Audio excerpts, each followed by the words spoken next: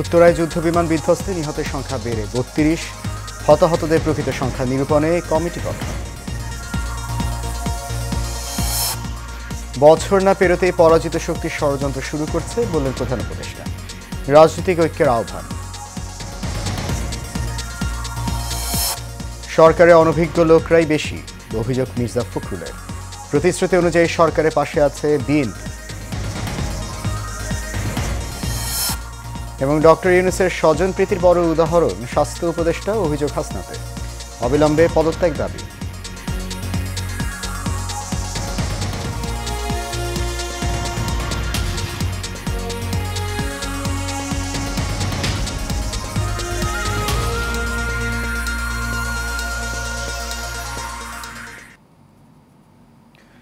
সবাইকে স্বাগত জানাচ্ছি এশিয়ান প্রাইম নিউজে। আপনাদের সাথে আছে আমি সৈয়দ মাহিউজ্জামান মুখর। শুনছেন বিআরবি কেবল ইন্ডাস্ট্রিজ লিমিটেড সংবাদ শিরোনাম। যাচ্ছি পুরো খবরে। উত্তরার শুরুতে বিমান বিধ্বস্তের খবর। উত্তরার মাইলস্টোন স্কুল অ্যান্ড কলেজে যুদ্ধ বিমান বিধ্বস্তের ঘটনায় আহত আরও এক শিশু চিকিৎসাধীন অবস্থায় মারা গেছে। এ নিয়ে নিহতের সংখ্যা বেড়ে দাঁড়ালো ৩২ জনে। এই ঘটনায় জাতীয় বার্ন ও প্লাস্টিক সার্জারি ইনস্টিটিউটে চিকিৎসাধীন রয়েছে ৪৪ জন। এর মধ্যে ৮ জনের অবস্থা আশঙ্কাজনক। তারা সবাই আইসিইউতে রয়েছে। সাংবাদিকদের এসব তথ্য জানান হাসপাতালের পরিচালক অধ্যাপক মোহাম্মদ নাসিরউদ্দিন। আনসারুল ইসলামের ক্যামেরায় ওয়ালেদ সিদ্দিকীর রিপোর্টে দেখুন বিস্তারিত। মাইলস্টোন স্কুল অ্যান্ড কলেজ ক্যাম্পাসে যুদ্ধবিমান বিধ্বস্তের ঘটনায় জাতীয় বার্ন ও প্লাস্টিক সার্জারি ইনস্টিটিউশনে চিকিৎসাধীন অবস্থায় রয়েছেন ৪৪ জন। এর মধ্যে ৮ জনের অবস্থা আশঙ্কাজনক বলে জানান হাসপাতালটির পরিচালক। হাসপাতালটির পরিচালক অধ্যাপক মোহাম্মদ নাসিরউদ্দিন জানান ১৩ জনের অবস্থা মারাত্মক, বাকি ২৩ জনের অবস্থা ইন্টারমিডিয়েট পর্যায়ে রয়েছে। এখন পর্যন্ত হাসপাতালটিতে চিকিৎসাধীন ১১ জনের মৃত্যু হয়েছে। ৪৪ জন পেশেন্ট এই মুহূর্তে আমাদের ইনস্টিটিউশনে ভর্তি আছে। আমাদের ক্রিটিক্যাল ক্যাটাগরিতে মোট আছে ৮ জন, আমাদের সিভিয়ার ক্যাটাগরিতে আছে ১৩ জন এবং ইন্টারমিডিয়েট ক্যাটাগরিতে আছে ২৩ জন। সিঙ্গাপুর থেকে আসা চিকিৎসকদের ব্যাপারে তিনি বলেন, রোগীদের প্রত্যেকের ব্যাপারে খোঁজখবর নিয়েছেন চিকিৎসক দলটি। কাউকে উন্নত চিকিৎসার জন্য বাইরে নিতে হবে কিনা তা ৪৮ ঘন্টা আগে বলা সম্ভব না বলেও জানান হাসপাতালটির পরিচালক। তো উনি আমাদের প্রাইমারি পরিকল্পনা নিয়ে উনি যথেষ্ট আমাদের সঙ্গে একমত পোষণ করেছেন। তবে কিছু কিছু জায়গাতে উনি আমাদেরকে যেটা বলেছেন যে ম্যাস ক্যাজুয়ালিটির ওনার একটা অভিজ্ঞতা আছে তাইওয়ানে অনেক শিশুদের ক্ষেত্রে। তো উনি ওইখানে কিছু পরামর্শ আমাদের দিয়েছেন, আমরা ওইগুলোই ফলো করছি। ওইগুলো হয়তো আরেকটু ভালোভাবে আরেকটু ক্যাটাগরি করে আমরা ওইটা ফলো করছি। আসলে খুব বেশি পার্থক্য কথা উনি বলেননি, তবে কিছু জিনিস গোছানোভাবে আরও একটু প্রক্রিয়াগতভাবে আমরা ১২ ঘন্টা জায়গায় ৬ ঘন্টা করব কি ৭ ঘন্টা করব, এরকম কিছু চেঞ্জেস আছে। তিনি জানান ১২ ঘন্টা অন্তর অন্তর জ্যেষ্ঠ চিকিৎসকরা বসে সিদ্ধান্ত নিচ্ছেন। পাশাপাশি প্রতি ঘন্টায় তারা রোগীদের প্রযোজ্য চিকিৎসার ব্যবস্থা করছেন। সবই সরকার বহন করছে। Waled Siddiqui, Asian television, Dhaka. উত্তরা দিয়াবাড়ির মাইলস্টোন স্কুল অ্যান্ড কলেজের স্থায়ী ক্যাম্পাসে বিমান বাহিনীর একটি যুদ্ধবিমান বিধ্বস্তের ঘটনায় হতাহতদের প্রকৃত সংখ্যা নিরূপণ এবং আহত, নিহত ও নিখোঁজদের নাম ঠিকানা সহ তালিকা তৈরিতে ৬ সদস্যের একটি কমিটি গঠন করেছে প্রতিষ্ঠান কর্তৃপক্ষ। মঙ্গলবার অধ্যক্ষ মোহাম্মদ জিয়াউল আলমকে সভাপতি করে গঠিত এই কমিটিকে ৩ কর্মদিবসের মধ্যে একটি পূর্ণাঙ্গ প্রতিবেদন জমা দিতে বলা হয়েছে। কমিটির অন্য সদস্যরা হলেন উপাধ্যক্ষ মোহাম্মদ মাসুদ আলম, প্রধান শিক্ষিকা খাদিজা আক্তার, কোঅর্ডিনেটর লুৎফুন্নেসা লোপা, অভিভাবক প্রতিনিধি মনিরুজ্জামান মোল্লা এবং দ্বাদশ শ্রেণীর ২ শিক্ষার্থী মারুফ বিন জিয়াউর রহমান ও মোহাম্মদ তাসনিম ভুইয়া প্রতীক। কমিটিকে বিদ্যালয় কর্তৃপক্ষের পক্ষ থেকে সরাসরি ঘটনাস্থল পরিদর্শন, সংশ্লিষ্ট পরিবারদের সঙ্গে যোগাযোগ এবং নিশ্চিত তথ্য যাচাই করে তালিকা প্রস্তুত করার নির্দেশনা দেওয়া হয়েছে। মাইলস্টোনের ঘটনার পর চলমান এইচএসসি ও সমমান পরীক্ষা স্থগিত নিয়ে অন্তর্বর্তী সরকারের শিক্ষা উপদেষ্টা চৌধুরী রফিকুল আবরার বলেছেন, চাইলেই পরীক্ষা পেছানোর সিদ্ধান্ত নেওয়া যায় না, তাই পরীক্ষা স্থগিত করতে কিছুটা দেরি হয়েছে। দুপুরে সচিবালয়ে সাংবাদিকদের কথা বলেন তিনি। জানান, এইচএসসি স্থগিত পরীক্ষার সময়সূচি এখনও নির্ধারণ করা হয়নি। বিস্তারিত নূর মোহাম্মদ ভুইয়ার রিপোর্টে। শিক্ষা উপদেষ্টা ও শিক্ষা সচিবের পদত্যাগের দাবিতে গেল মঙ্গলবার বিক্ষোভ করেন শিক্ষার্থীরা। এক পর্যায়ে শিক্ষার্থীদের দাবির মুখে শিক্ষা সচিব সিদ্দিক জোবায়েরকে প্রত্যাহার করে অন্তর্বর্তী সরকার। চলমান ইস্যুতে সচিবালয়ে শিক্ষা উপদেষ্টা সহ বেশ কয়েকজন উপদেষ্টা বৈঠকে বসেন। পরে গণমাধ্যমের মুখোমুখি হন শিক্ষা উপদেষ্টা, জানান এসএসসি ও সমমান পরীক্ষা স্থগিতের সিদ্ধান্ত নিতে দেরির কারণ। এটা একটা সিদ্ধান্ত যেটা হুট করে নেওয়া যায় না, এবং হুট করে নেওয়ার এখতিয়ারও কারণ নেই এককভাবে। তো সেখানে সেই প্রক্রিয়া যেরকমভাবে পরীক্ষা কন্ডাক্ট করার জন্য একটা রোল ডাউন করতে হয়, আবার পরীক্ষা যদি না হয় সেটা আবার রোল ব্যাক করার কিন্তু একটা বিষয় রয়েছে, যে প্রশ্নপত্রগুলো চলে গিয়ে থাকলে এক ধরনের বিষয় হবে, লোকাল অ্যাডমিনিস্ট্রেশনকে জানানো ইত্যাদি, সেগুলো ফিরিয়ে আনা, এই বিষয়গুলো নিশ্চিত করেই কিন্তু আমরা তখন হয়েছে সিদ্ধান্ত যখন হলো যে এটা আমরা পেছাবো, সেটা নির্দিষ্ট সময় হয়েছে এবং পরবর্তীকালে এটা জানিয়ে দেওয়া হয়েছে। সাংবাদিকদের প্রশ্নের জবাবে মাইলস্টোনের শিক্ষার্থীদের দাবিগুলো যৌক্তিক জানিয়ে সিআর আবরার নিজের পদত্যাগের বিষয়েও স্পষ্ট করেন। সেক্রেটারি রিজাইন করেছেন, যারা রিজাইন করেছেন মানে কি ওনাকে অব্যাহতি যেটা দেওয়া হয়েছে সেটা উচ্চতর একটা কমিটির সিদ্ধান্ত, এবং আমি সারাদিনের সেই সিদ্ধান্তের সঙ্গে আমি যুক্ত ছিলাম না। কেন দেওয়া হয়েছে সেটার উত্তর আমি দিতে পারব। প্রধান উপদেষ্টা রাষ্ট্রের পক্ষ থেকে শোক প্রকাশ করেছে, তাই আলাদা করে শিক্ষা মন্ত্রণালয়ে শোক প্রকাশের দরকার হয়নি বলেও জানান শিক্ষা উপদেষ্টা।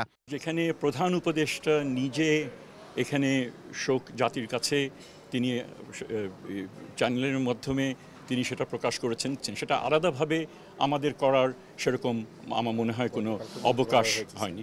নূর মোহাম্মদ ভূঁইয়া, এশিয়ান টেলিভিশন, ঢাকা। এবার ভিন্ন প্রসঙ্গ।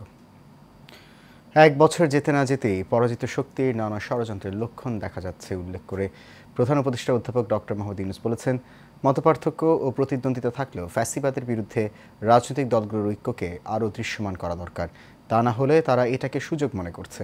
বুধবার বিকেলে 13টি রাজনৈতিক দল ও জোটের নেতাদের সঙ্গে বৈঠকে অধ্যাপক ইউনূস এ কথা বলেন। প্রধান উপদেষ্টার প্রেস উইং জানিয়েছে, রাষ্ট্রীয় অতিথি ভবন যমুনায় বৈঠক হয়। বৈঠকে প্রধান উপদেষ্টা বলেন, জুলাই অভ্যুত্থানের এক বছরে আমাদের আয়োজন ছিল সব রাজনৈতিক দলকে একসঙ্গে নিয়ে অতীতকে স্মরণ করা, সেজন্য কর্মসূচি গ্রহণ করেছিলাম। এতে করে ফ্যাসিবাদের বিরুদ্ধে নিজেদের মধ্যে ঐক্যটা দৃশ্যমান হতো, কিন্তু এক বছর যেতে না যেতেই পরাজিত শক্তির নানা ষড়যন্ত্রের লক্ষণ দেখা যাচ্ছে। মঙ্গলবার রাজধানীতে যে ক্ষোভ, বিক্ষোভ, সহিংসতার প্রকাশ ঘটেছে তাকে প্রশাসনিক জটিলতা এবং আইন শৃঙ্খলার সমস্যার ফল হিসেবে দেখছেন বিএনপির মহাসচিব মির্জা ফখরুল ইসলাম আলমগীর। বুধবার দুপুরে গুলশানের চেয়ারপারসনের কার্যালয়ে দলের এক বৈঠকের পর সাংবাদিকদের সঙ্গে আলাপকালে এমনটা জানান তিনি। বলেন, ক্ষমতায় থাকা অন্তর্বর্তী সরকারের অনভিজ্ঞ লোকের সংখ্যাই বেশি, কারো কারো মধ্যে আবার ইগো কাজ করে। তারপরেও বিএনপি আগের প্রতিশ্রুতি অনুযায়ী সরকারকে সর্বাত্মক সহযোগিতা করে যাবে। বিস্তারিত মণ্ডলের নামে রিপোর্টে। গুলশানে বিএনপির চেয়ারপারসনের কার্যালয়ে জাতীয়তাবাদী ক্ষুদ্র জাতিগোষ্ঠী দলের নেতাদের সাথে মতবিনিময় করেন দলের মহাসচিব মির্জা ফখরুল ইসলাম আলমগীর। বৈঠক শেষে গণমাধ্যম কর্মীদের সঙ্গে কথা বলেন বিএনপির মহাসচিব। অভিযোগ করেন, নির্বাচন বিলম্বিত করতে নানা ষড়যন্ত্র চলছে। গোপালগঞ্জের ঘটনা, এটা ডেফিনেটলি আপনার সঙ্গে রাজনীতি জড়িত, নির্বাচনকে বানচাল করার একটা চক্রান্তের মধ্যে অবশ্যই আছে। আর আপনার এই যে সেক্রেটারিয়েটে ঢুকে পড়া, সেখানে আপনার কয়েকজন আপনার ফ্যাসিস্টদের লোকজনকেও আপনার আটক করা দেখা, বোঝা যাচ্ছে যে তাদের কিছু কিছু সমস্যা তৈরি করার চেষ্টা এখানে আছে। প্রধান উপদেষ্টার প্রতিশ্রুতি সময় অনুযায়ী ফেব্রুয়ারিতে নির্বাচন অনুষ্ঠিত হবে, সেই পথে সরকার হাঁটছে বলেও জানান বিএনপির মহাসচিব। নির্বাচন প্রক্রিয়াকে দ্রুত করা, ত্বরান্বিত করা এবং ওনার যে প্রতিশ্রুত যে ফেব্রুয়ারির মার্চ মাঝামাঝি সময়ে নির্বাচন দেওয়া হবে, সেটা আমরা মনে করি যে ওনারা যে অতি দ্রুত সেই ব্যবস্থা গ্রহণ করা উচিত। সরকারের দুর্বলতাকে বড় করে না দেখে সদিচ্ছা বড় করে দেখা উচিত বলেও মন্তব্য করেন বিএনপির মহাসচিব মির্জা ফখরুল ইসলাম আলমগীর। অন্তর্বর্তীকালীন সরকারের দুর্বলতাটাকে বড় করে না দেখে তাদের যে আপনার সদিচ্ছা, তাদের প্রক্রিয়া, সেটাকে বড় করে দেখা উচিত। মণ্ডলের নাম, এশিয়ান টেলিভিশন, ঢাকা। অন্তর্বর্তীকালীন সরকারের কঠোর সমালোচনা করে জাতীয় নাগরিক পার্টি এনসিপির কেন্দ্রীয় নেতারা স্বাস্থ্য উপদেষ্টার পদত্যাগ দাবি করেছেন। দুপুরে জুলাই পদযাত্রায় চাঁদপুর শহরের বাস স্ট্যান্ডে পথসভায় এই দাবি জানান তারা। এই সময় এনসিপির দক্ষিণাঞ্চলের মুখ্য সমন্বয়ক হাসনাত আবদুল্লাহ বলেন, এই সরকারের কাছে অনেক প্রত্যাশা ছিল। অভ্যুত্থানের পর আমরা রাষ্ট্র ব্যবস্থাকে ঢেলে সাজাতে চেয়েছিলাম, কিন্তু দুঃখের বিষয় আমাদের স্বাস্থ্য ব্যবস্থা আগের মতো, আইন শৃঙ্খলা ব্যবস্থাও আগের মতোই রয়ে গেছে। ডক্টর মোহাম্মদ ইউনূসের স্বজনপ্রীতি সবচেয়ে বড় উদাহরণ বর্তমান স্বাস্থ্য উপদেষ্টা উল্লেখ করে তিনি বলেন, ওনার একমাত্র যোগ্যতা উনি গ্রামীণ ব্যাংকে ছিলেন এবং ডক্টর মোহাম্মদ ইউনূসের কাছের মানুষ।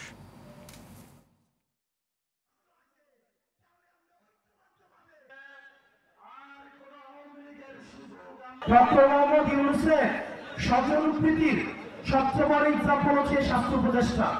উনি যে বেতনটা নেয় এই বেতনটা হারাম হবে। উনি যে গাড়িটা চলে সরকারের টাকায়, এটা হচ্ছে জনগণের সাথে বেমানি। এই স্বাস্থ্য উপদেষ্টা এটা কোনো কাজের না, উনি কিচ্ছু বুঝে না। উনি স্বাস্থ্য ব্যবস্থা বুঝে না, উনি চিকিৎসা বুঝে না, উনি ইনস্ট্রুমেন্টাল, ওনার কোনো নলেজ নাই। ওনার একমাত্র যোগ্যতা উনি গ্রামীণ ব্যাংকে ছিল এবং ডক্টর মোহাম্মদ ইউনূসের উনি হচ্ছে খুব কাছের মানুষ।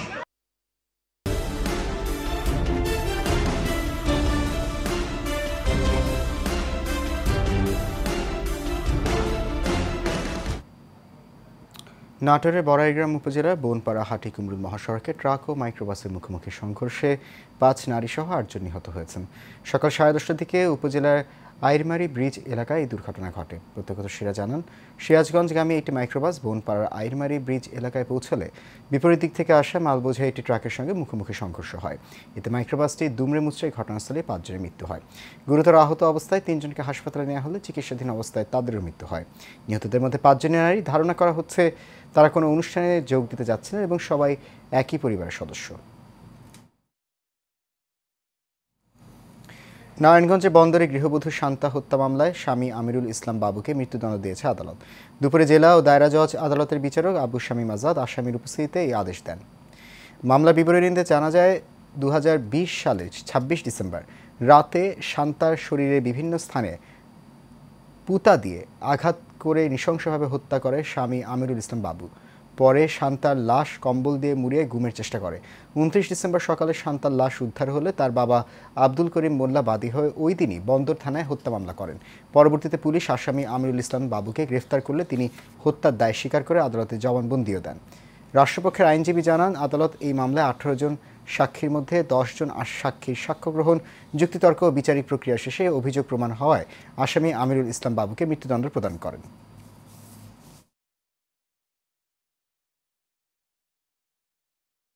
ইসলামী ব্যাংক বাংলাদেশ পিএলসি চেয়ারম্যান নির্বাচিত হয়েছেন professor doctor M Zubaidur Rahman. ব্যাংকের বোর্ড সভায় তিনি চেয়ারম্যান হিসেবে নির্বাচিত হয়েছেন। এর আগে তিনি ইসলামী ব্যাংকের স্বতন্ত্র পরিচালক হিসেবে দায়িত্ব পালন করেন। বিশ্বব্যাংকে থাকাকালীন প্রফেসর রহমান আন্তর্জাতিক আর্থিক কাঠামোকে শক্তিশালী করতে স্ট্যান্ডার্ডস অ্যান্ড কোডস ইনিশিয়েটিভ নামে একটি কর্মসূচি ডিজাইন ও বাস্তবায়নে নেতৃত্ব দেন। এই কার্যক্রমের আওতায় তিনি বিভিন্ন দেশের উচ্চ পর্যায়ের সরকারি কর্মকর্তাদের সঙ্গে নীতি নির্ধারণী সংলাপে অংশগ্রহণ করেন। বিভিন্ন অভ্যন্তরীণ ও বাইরের অংশীজনদের সঙ্গে অংশীদারিত্বের ভিত্তিতে সম্পর্ক গড়ে তোলেন এবং প্রাতিষ্ঠানিক সক্ষমতা বৃদ্ধির কার্যক্রম গ্রহণে গুরুত্বপূর্ণ ভূমিকা রাখেন। শেষ করবে এশিয়ান প্রাইম নিউজ। তার আগে বিআরবি কেবল ইন্ডাস্ট্রিজ লিমিটেড সংবাদ শিরোনামগুলো জানিয়ে দিচ্ছে আরও একবার।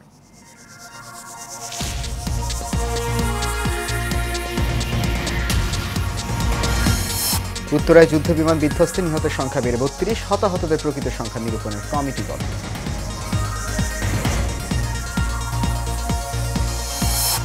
বছর না পেরোতেই পরাজিত শক্তির ষড়যন্ত্র শুরু করছে বলেন প্রধান উপদেষ্টা। রাজনৈতিক ঐক্যের আহ্বান। সরকারের অনভিজ্ঞ লোকরাই বেশি, অভিযোগ মির্জা ফখরুলের। প্রতিশ্রুতি অনুযায়ী সরকারের পাশে আছে বিএনপি। এবং ডক্টর ইউনূসের স্বজনপ্রীতির বড় উদাহরণ স্বাস্থ্য উপদেষ্টা। অভিযোগ হাসনাতের অবিলম্বে পদত্যাগ দাবি।